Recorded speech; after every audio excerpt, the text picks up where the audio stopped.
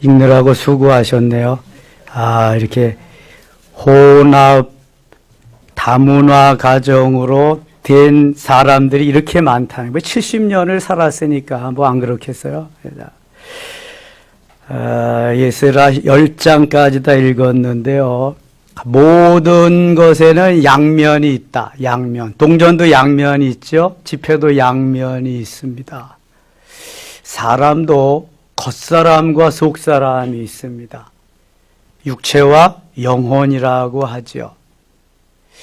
그래서 영혼에는 생명적으로, 육체는 능력적으로, 생명적인 건 예수 생명이 심겨져서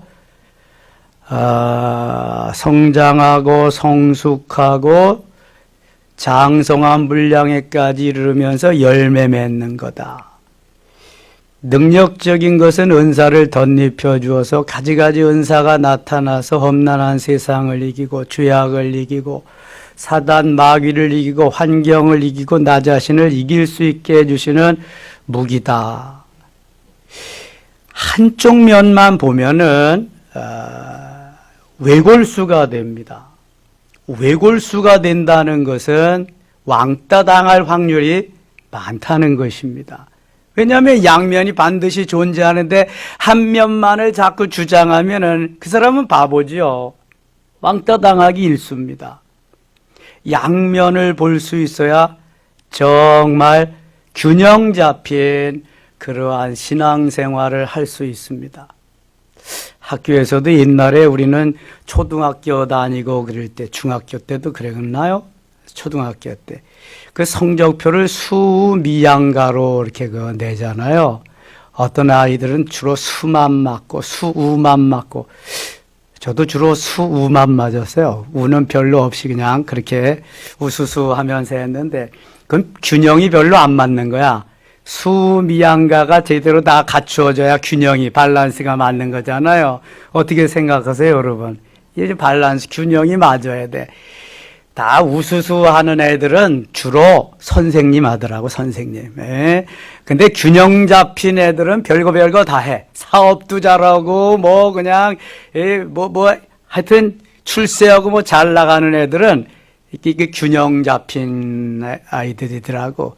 수수하고 우수하고 그러면 수수한 선생님, 그저 우수한 선생님, 교수님, 이런 거 되더라고요.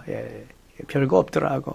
그러니까 여러분 양면이 있다는 걸 아시고 균형 잡히게 이렇게 가면 참 좋아요. 그런데 우리 인간은 좋은 거, 더 좋은 거, 그 중에서 좋은 거 이걸 자꾸 원하는 거거든요.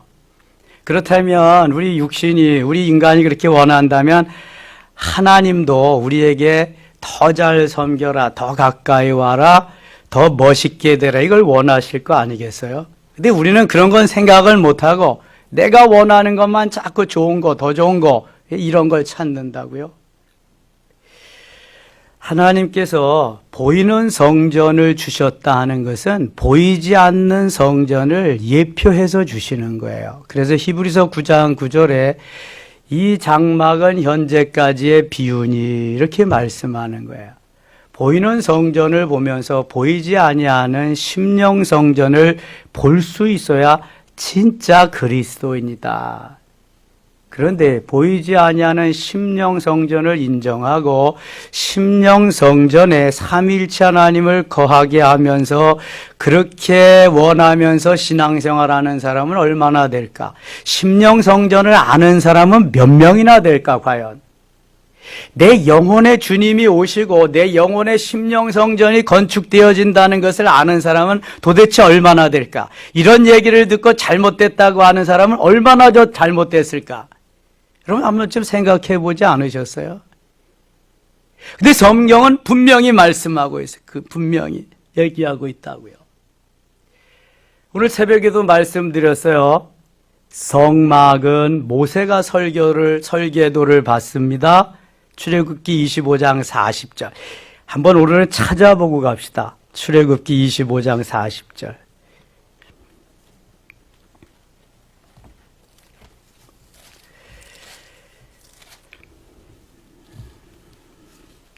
120쪽, 121쪽, 25장 40절 같이 읽겠습니다. 너는 삼가 이 산에서 내게 보인 양식대로 할지니라. 양식, 식양이라고도 해요. 쉬운 말로 설계도입니다. 하나님이 모세에게 설계도를 주시고 올리압과 부사레를 통해서 성막을 건축하게 하여, 회막, 성막, 증거막 같은 말입니다. 제1의 성전 솔로몬 성전은 다윗이 설계도를 받습니다. 역대상 28장 19절. 오늘 모니터 해보니까 역대상 29장 19절이라 그랬더라고. 요즘은 믿을 수가 없어, 내 머리를. 이게 적어놔야 되는데, 이게 역대상 28장 19절 한번 찾아보세요. 다윗이 설계도를 받습니다. 그리고 솔로몬이 건축을 하지요. 28장 19절 같이 읽어요. 다윗이 이르되 여호와의 손이 내게 임하여 이 모든 일의 설계를 그려 나에게 알려주셨느니라.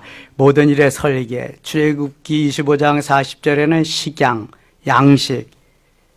역대상 28장 19절에는 설계, 디자인한 것을 하나님이 누구에게 가르쳐 주셨어요? 누구에게 주셨어요? 다윗에게. 그리고 그 아들 솔로몬이 여러 기능공들, 여러 재능 있는 이들을 고용해서 건축을 하게 됩니다. 솔로몬 성전 몇 년 동안 건축했어요? 7년 했습니다. 7년. 그 다음에 두 번째 성전이 무슨 성전이에요? 수룹바벨 성전. 수룹바벨 성전은 누가 설계했을 것 같아요? 하나님이 설계했지, 고레스는 하나님이 설계해서 누구에게 주었을 것 같아요? 고레스 왕에게 주었어요. 성경에는 확실하게 나오지 않지만 고레스 왕에게 하신 것이 거의 한 90% 이상 증거해 주는 것이 있습니다. 오늘 새벽에 묵상한 6장 3절 보겠습니다. 6장 3절 4절에 나와요. 이건 지금 다리오 왕이, 고레스 왕 다음의 왕이 다리오 왕인데, 바사의 왕이 고레스 왕에게 하나님이 명령하신 것을 그대로 이어받아서 다리오 왕이 행할 뿐만 아니라 더 한층 더 심오하게 더 진하게 이스라엘 백성들, 유대 백성들에게 여러 가지 재료를 주어서 건축하게 하는데, 우선 설계입니다. 설계. 6장 3절 같이 읽어요. 고레스 왕 원년에 조서를 내려 이르기를 예루살렘에 있는 하나님의 성전에 대하여 이르노니 이 성전 곧 제사 드리는 처소를 건축하되 지대를 견고히 쌓고 그 성전의 높이는 60규빗이요 너비도 60규빗으로 하고 4절 큰 돌 3켜에 새 나무 1켜를 놓으라. 그 경비는 다 왕실에서 내리라. 아멘. 지금 제2대 바사의 제2대 왕인 다리오 왕이 모든 문무백관들에게 지시하는 거예요. 유대 백성들의 수룹바벨 성전을 너희들이 짓는데 도와줘라. 이것은 우리의 초대 왕 고레스 왕이 이미 우리에게 지시하신 것이다. 그들을 도와주라고 한 것이다. 그래 고레스 왕이 자기 임의대로 마음대로 하지는 않았을 거죠. 하나님이 감동시키셔서 하나님이 하게 하셨으니까 하나님이 너비는 얼마, 높이는 얼마, 창은 어떻게 세부적으로 나오진 않았지만 고레스 왕에게 다 알려주셨을 거예요. 이 3절이 그거 말하는 거예요. 이 성전 곧 제사 드리는 처소를 건축하되 지대를 견고히 쌓고 터를 말하는 거죠. 터를 견고히 쌓고 그 성전의 높이는 60규빗으로 너비도 60규빗으로 그러니까 이 제2의 수룹바벨 성전은 너비와 높이가 같구나. 예, 그게 그렇게 이해를 하시면 되겠어요. 그러니까 성막은 모세에게, 솔로몬 성전은 다윗에게, 수룹바벨 성전은 고레스 왕에게 설계도를 하나님이 주셔서 고레스 왕은 누구로 하여금 이제 건축하게 해요? 고레스 왕은 스룹바벨 및 예수와 1차로 귀환하는 지도자들에게 건축하게 합니다. 대신 모든 건축 재료와 필요한 부품들은 누가 다 제공해요? 고레스 왕이 제공합니다. 고레스 왕이 제공할 뿐만 아니라 20여 년이 걸리기 때문에 다음 왕인 다리오 왕까지 이어서 서포트해 주도록 두 번째 스룹바벨 성전이 건축되는 데에 어려움이 없도록 최선을 다해서 도와주는 모습을 볼 수 있게 됩니다. 자, 성전의 개념을 이렇게 이해하시고요. 그렇다고 한다면 세 번째 성전 무슨 성전이라 그랬어요? 헤롯 성전. 헤롯 성전은 설계도가 있을까 없을까? 헤롯 성전도 설계도가 있겠지. 없이는 못 짓겠죠. 근데 설계도는 그는 하나님이 주셨을까? 헤롯이 임의대로 했을까? 헤롯이 임의대로 했죠. 왜냐하면 안 해도 되는 건데 헤롯이 유대인들의 환심을 사기 위해서 화려하게, 크게, 멋있게 그걸 리모델링 한 거거든요. 그러니까 헤롯이 자기 마음에 맞도록, 자기 입맛에 맞도록 헤롯 취향대로 그걸 한 거예요. 하나님하고 전혀 상관없이. 이게 제3의 성전, 헤롯 성전. 몇 년 동안 지었다 그랬어요? 46년 동안. 그러니까 얼마나 웅장하게 잘 지었겠어요. 46년 동안 했으니까. 헤롯 마음대로 그것을 했다. 그러나 지금은 그 헤롯 성전이 다 온데간데 없고 그 자리에 모스크, 이슬람 사원이 들어섰어요. 성지순례에 가면은 거기는 들어가 볼 수도 없습니다.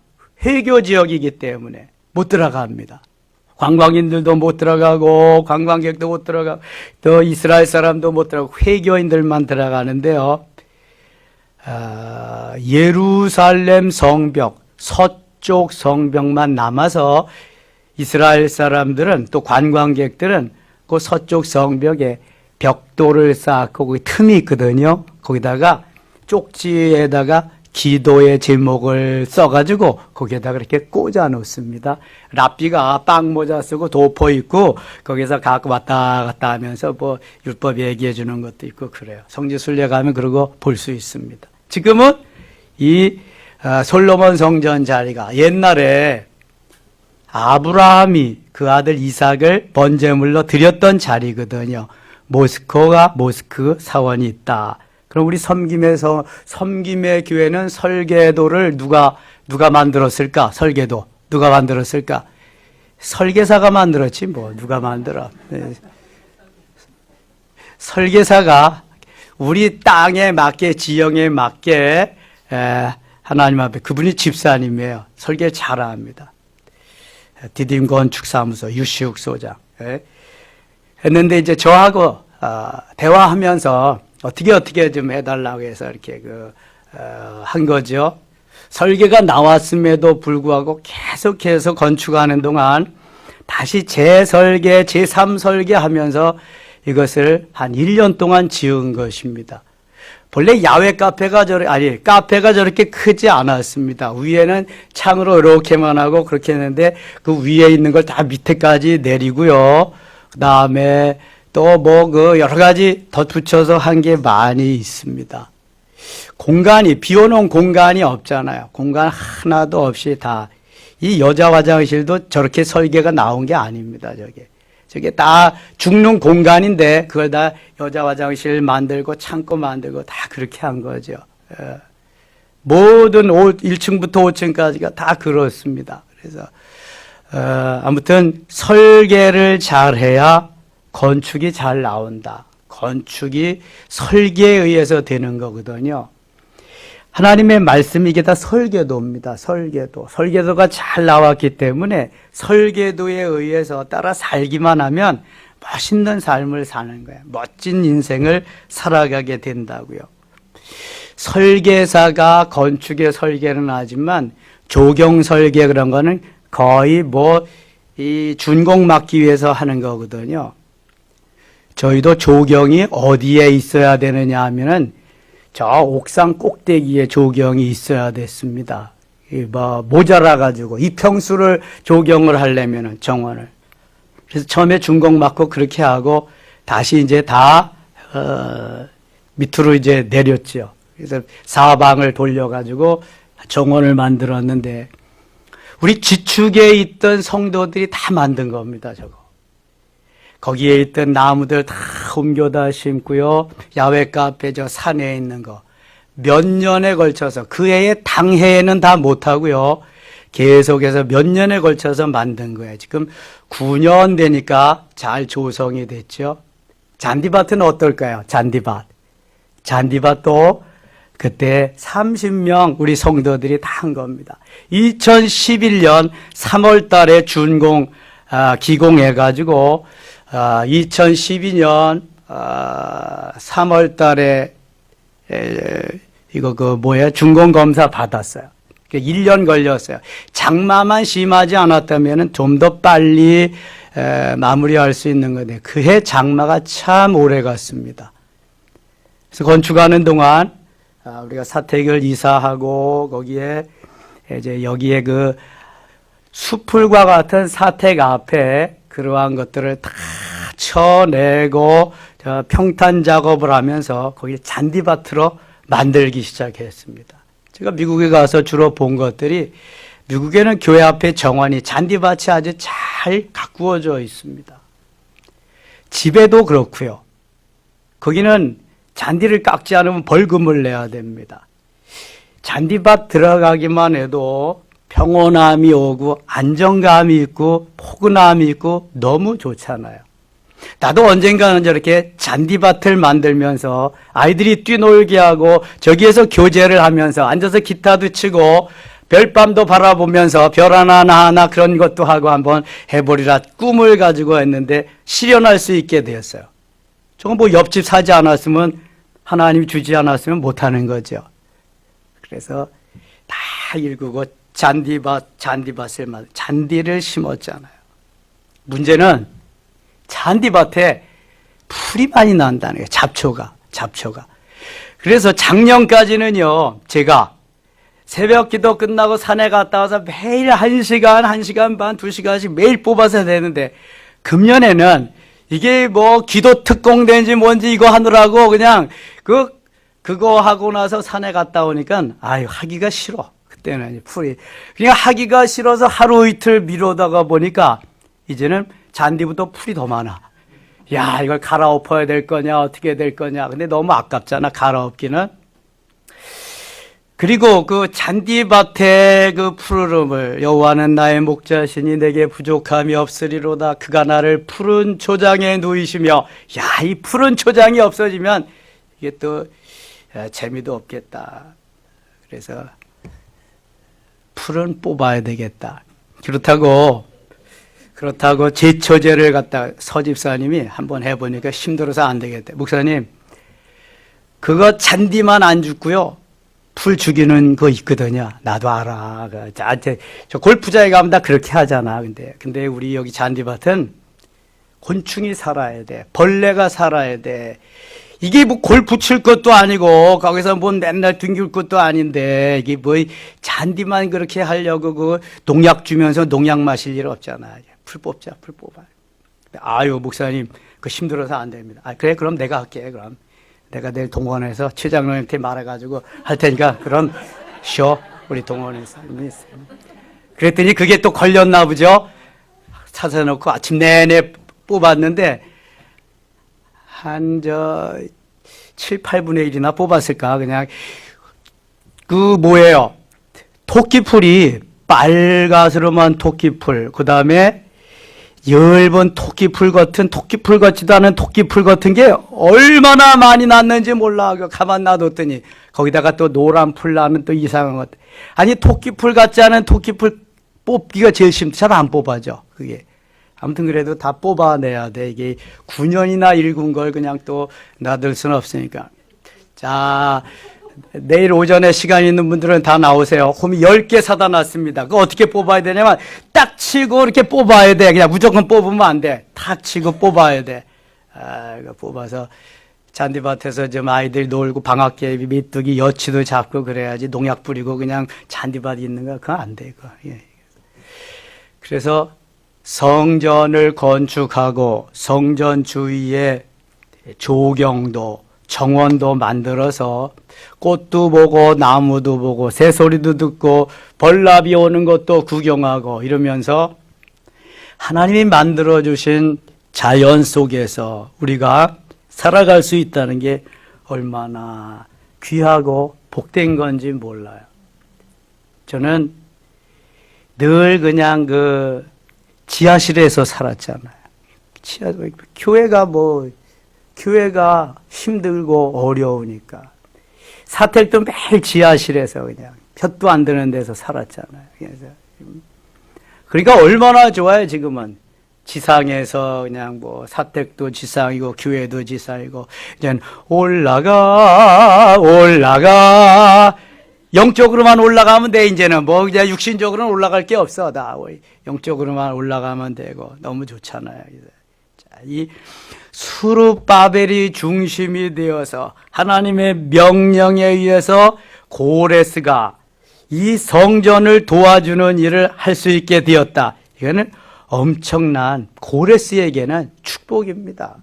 하나님을 알지 못하는 그 고레스 왕이 하나님의 명령을 따라서 하나님께 예배드리고 제사할 수 있는 성전을 건축할 수 있게 한다.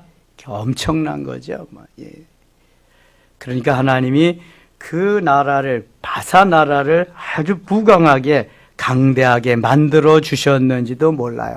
하나님의 일을 수종들었으니까. 여기 다리오 왕이요 고레스 왕보다도 한술 더 떠가지고 큰 일을 하는 게 뭐냐 하면은요, 여기 그 전에 한번 봐야 되겠다. 그 전에 8장 21절 한번 가겠습니다. 에스라가 금식하며 기도하는 내용이 거기 나와요. 그때 내가 아하와 강가에서 금식을 선포하고 우리 하나님 앞에서 스스로 겸비하여 우리와 우리 어린아이와 모든 소유를 위하여 평탄한 길을 그에게 간구하였으니 이는 우리가 전에 왕에게 아뢰기를 우리 하나님의 손은 자기를 찾는 모든 자에게 선을 베푸시고 자기를 배반하는 모든 자에게는 권능과 진노를 내리신다 하였으므로 길에서 적군을 막고 우리를 도울 보병과 마병을 왕에게 구하기를 부끄러워하였습니다. 그러므로 우리가 이를 위하여 금식하여 우리 하나님께 간구하였더니 그의 응낙하심을 입었느니라. 1차 귀환 때에는 스룹바벨이 중심이 되어서 귀환해가지고 성전을 건축하게 됩니다. 20년 동안 건축을 마치고요.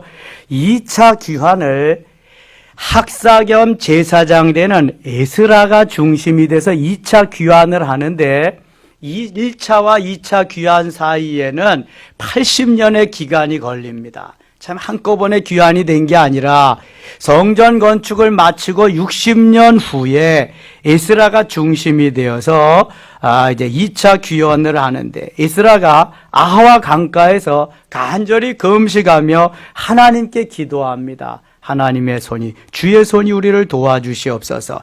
18절 보면 우리 하나님의 선한 손이 도우심을 입고 하나님이 도와주시지 아니하면 우리가 제대로 하나님의 뜻을 행하며 살 수가 없습니다. 이 백성을 불쌍히 여겨주소서 하는 기도를 드려 31절 갑니다. 31절 첫째 달 10일에 우리가 아하와 강을 떠나 예루살렘으로 갈새. 아하와 강은 바사에 있는 강입니다. 바벨론에 있는 강입니다. 아하와 강가. 아하와 강가에서 시편에 보면은 포로 생활의 아쉬움을 달래면서 많이 울며 기도한 내용이 나옵니다. 우리나라의 사람들도 이민 가신 분들은 가끔 해변가에 나와서 고국을 그리워하면서 기도하며 찬양하며 그렇게 울기도 하고 그런다 그래요. 제가 2003년도인가 미국 갔는데 어느 권사님이 픽업을 하고 거기 산타모니카 해변으로 데려가서 초청을 해서 음식을 대접하고 그런 얘기를 하더라고요. 목사님, 제가 가끔 여기에 나와서 고국을 바라보면서 기도도 하고 울기도 하고 그래요. 고국 생각날 때마다. 근데 왜 하필 산타모니카에 변해? 여기가 우리나라하고 가장 가깝다는 거야. 가장 가까운 그곳에서 고국을 그리워하면서 그렇게 기도도 하고 울기도 하고 그랬다는 거예요. 고국을 떠난 지 70년, 70년에 돌아간 1차 귀환자는 괜찮지만 또 80년 지난 150년이 지난 이들의 마음은 얼마나 고국을 그리워하며 가고 싶겠는가. 더더군다나 고국에는 스룹바벨 성전을 건축해 놓고 예배드릴 처소, 예배드릴 예배당이 성전이 건축되어 있다는데 얼마나 가고 싶을까요? 하나님의 사람은 언제 어디서든지 예배드릴 공간이 있어야 돼요. 예배드릴 처소가 있어야 돼요. 여러분, 예배드릴 처소가 있다는 것이 얼마나 행복한 일인지 몰라요. 지금 코로나가 무서워서 예배에 참석하지 못하는 분들은 그래서 이 주님의 만남이, 야다의 하나님을 만난 경험이 있는가 되게 물어봐야 돼요. 정말입니다. 하나님이 함께 하시고 예수 그리스도가 내 안에 나와 함께 하시는 분은요, 성전을 그리워하는 마음이 늘 있습니다. 늘 있어요. 저는 아예 중학생 때부터 매일 주예전을 갔습니다. 매일. 뭐 후에 직장 생활을 하면서 바쁠 때는 매일 가지 못했지만 이 주예전을 그리워하는 마음이 늘 여기 배어 있는 거예요. 안 가면 궁금한데 뭐. 안 가면 이상한데 뭐 그냥. 주중에라도 한 번 안 가면은 이상한 거죠, 이상. 주일날 한 번 나와서 예배 드려가고 신앙이 성장되기는 참 쉽지 않습니다, 여러분. 주일날 한 번 나와서 예배 드리는 분들이 다른 성경 공부나 다른 데서 뭐 이런 걸 잘 할 것 같죠? 열심히 나오는 사람들이 하지, 주일날 한 번 나와서 예배 드리는 분들이 제대로 할 수 없습니다. 아유, 그렇다고 나는 한 번 다르는 것도 그럼 반으로 줄여야 되겠다. 2주에 한 번씩만 나가야 되겠다. 이러면 안 됩니다. 이제 더 한 번 도전하고 또 한 번 도전하고 자꾸 그래야 돼요. 이게 도전하는 자에게 천국은 침노하는 자가 빼앗는 거지, 후퇴하는 자는 결코 앞으로 나갈 수가 없습니다. 이 신앙이 자꾸 전진하는 신앙이 돼야지 후퇴하는 신앙은 바람직하지 않습니다. 그래서 주의 손으로 우리를 도와주셔야 돼. 우리 하나님의 손이 우리를 도우사 그랬어요. 31절에도. 역대상 4장 10절에 야베스의 기도가 나옵니다. 하나님, 복에 복을 더해 주시고요, 지경을 넓혀 주시고요, 주의 손으로 우리를 도와주세요. 그리고 환난을 벗어나 근심이 없게 해주세요. 이게 야베스의 기도거든요. 주의 손으로 도와주셔서, 주의 손이 좀 돕는 주의 손길이 있어야 내가 주 안에서 아름답게 날마다 승리의 삶을 살 수 있게 되리라 하는 그러한 말씀이죠. 주 안에서 주님이 우리를 도와주시, 주의 손으로. 9장 가겠습니다. 9장. 2일 후에 방백들이 에스라가 회개의 기도를 드리는 것. 내게 나와 이르되 이스라엘 백성과 제사장들과 레위 사람들이 이 땅 백성들에게서 떠나지 아니하고 가나안 사람들과 헷 사람들과 브릿 사람들과 여붓 사람들과 암몬 사람들과 모압 사람들과 애굽 사람들과 아모리 사람들의 가증한 일을 행하여 이스라엘 백성들이 가나안 땅에서 이러한 가증한 일들 때문에, 우상을 섬긴 일들 때문에 지금 포로 생활을 와서 하는 거잖아요. 70년, 또 80년 지나서 150년을 여기서. 그들의 딸을 맞이하여 아내와 며느리로 삼아 거룩한 자손이 그 지방 사람들과 서로 섞이게 하는데 방백들과 교관들이 이 죄에 더욱 으뜸이 되었다 하는지라. 혼혈 족속이 되는데 위에 관리들이, 고관들이 앞장서서 이 일을 했다는 거예요. 서민들보다는. 서민들은 또 남겨두고 위에 똑똑한 사람들만 포로로 많이 잡아갔으니까 또 그럴 수도 있겠죠. 3절. 내가 이 일을 듣고 속옷과 겉옷을 찢고 머리털과 수염을 뜯으며 기가 막혀 앉으니 제사장 겸 학사인 에스라가 생각할 때는 기가 막힌 일이었습니다. 4절 같이 읽어요. 이에 이스라엘의 하나님의 말씀으로 말미암아 떠는 자가 사로잡히던 이 사람들의 죄 때문에 다 내게로 모여오더라. 내가 저녁 제사 드릴 때까지 기가 막혀 앉았더니 무슨 기도할 제목도 다 잊어버리고 기가 막혀서 멍하니 앉아있는 거야. 이런 걸 무슨 상태라 그래요? 멘붕 상태라 그래야지. 아무것도 생각도 못, 멘붕 상태로 있는 거죠. 저녁 제사를 드릴 때 내가 근심 중에 일어나서 속옷과 겉옷을 찢은 채 무릎을 꿇고 나의 하나님 여호와를 향하여 손을 들고 정신을 차리고 하나님 앞에 회개의 기도를 드립니다. 말하기를 나의 하나님이여 내가 부끄럽고 낯이 뜨거워서 감히 나의 하나님을 향하여 얼굴을 들지 못하오니 이는 우리 죄악이 많아 정수리에 넘치고 우리 허물이 커져 하늘에 미침이니이다. 지금 에스라가 안타깝게 생각하는 것은 바벨론의 포로가 되어 와서 이 이스라엘 민족의 순수함을 지키지 못하고 바벨론과 동화되어서 아들을 며느리를 맡고 사위를 맡고 하는 혼혈족이 되고 말았다는 거예요. 이미 북이스라엘은 아수르에게 점령을 당하고 아수르화 되었습니다. 다 피가 섞여서 사마리아로는 상종도 안 하고 그랬는데 지금 예루살렘도 유대 나라도 똑같은 그러한 환경에 처하고 말았던 거예요. 이것을 안타깝게 여긴 에스라가 지금 옷을 찢으면서 금식하며 기도하고 있는 장면입니다. 3절, 8절 가겠습니다. 8절.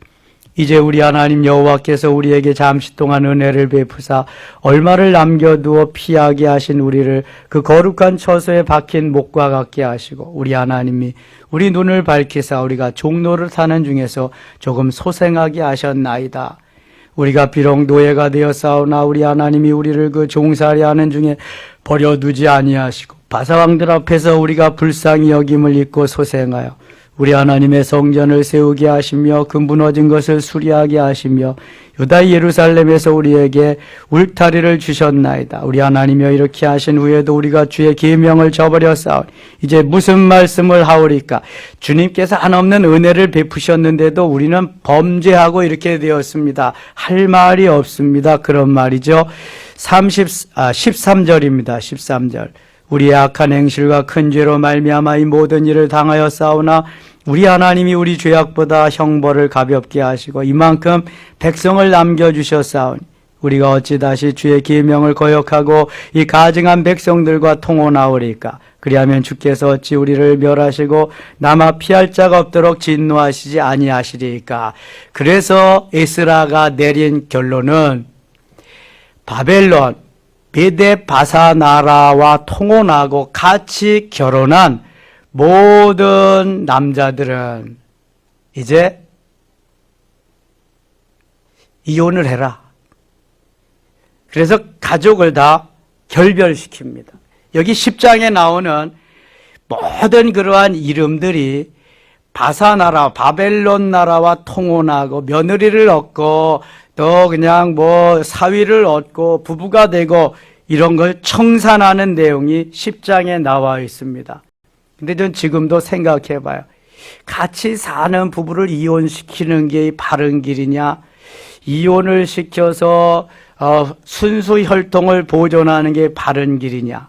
하나님이 하신 것이 바른 길이라고 생각은 되어지지만 이거는 좀 주님 앞에 가서 다시 한번 캐션 마크가 있으니까 좀 풀어달라고 해야 될 문제인 것 같아요. 그렇잖아요.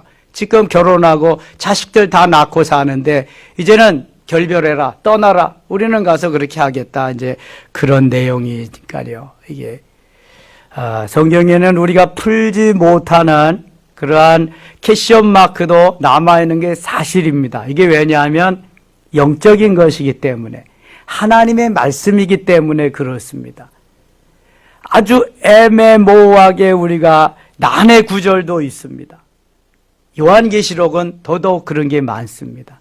이거는 하나님만 푸실 문제입니다. 우리나라도 월남 전쟁이 있었잖아요. 사실 월남 전쟁 덕분에 우리 경제가 발전된 거 사실입니다. 처음에는 독일에 광부와 간호사를 수출해서 거기에서 얻은 그 외화를 가지고 경제개발 5개년 계획을 세워서 했습니다. 박정희 전 대통령이 우리나라 경제를 이루기 위해서 수없이 애걸복걸하면서 미국을 찾아가고 일본을 찾아가고 불란서를 아무도 영국도 도와주는 사람이 없었습니다. 일제 36년 치하에 다 수탈당한 민족, 거기에 6.25 전쟁을 맞이해서 모두 다 폐허가 된 민족, 어떻게 얻으려고 뭘 도와주겠어요? 그런데 독일에 우리나라 경제학자가 중앙대학교 교수인 그분이 유학을 하고 있어서 독일에 인맥이 있었습니다. 그분을 통해서 계속해서 그 고관 관리들하고 접촉하게 해서 이제 거기 나오냐 교제를 하면서 하는데 최종 답이 니네 나라 그럼 광부 보내줄 수 있냐?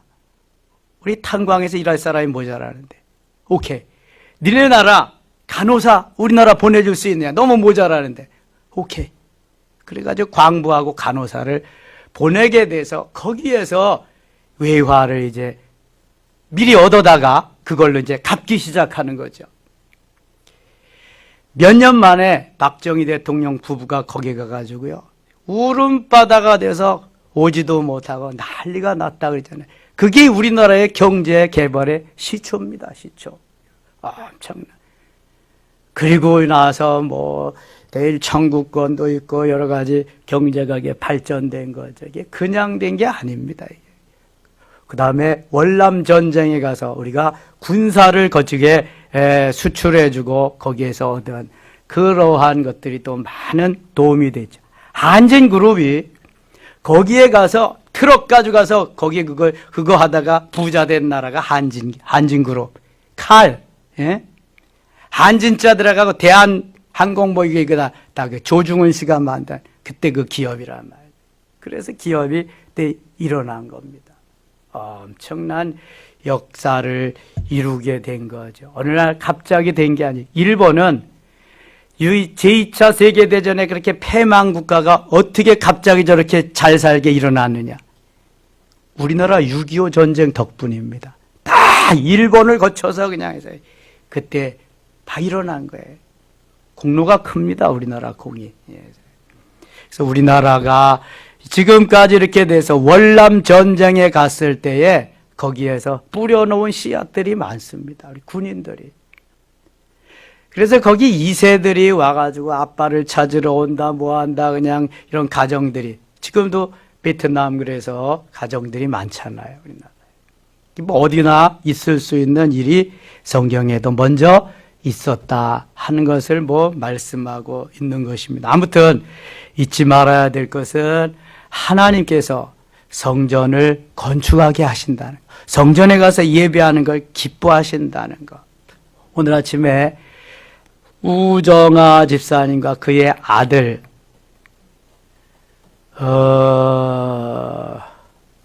이름이 뭐냐 그 아들 이름이 형주 무슨 형주죠? 정영주. 둘이 새벽기도 나왔잖아요. 저는 깜짝 놀랐어요. 생전 새벽기도 안 나오시던 분들이 이제 근데 모자가 탁 나왔잖아.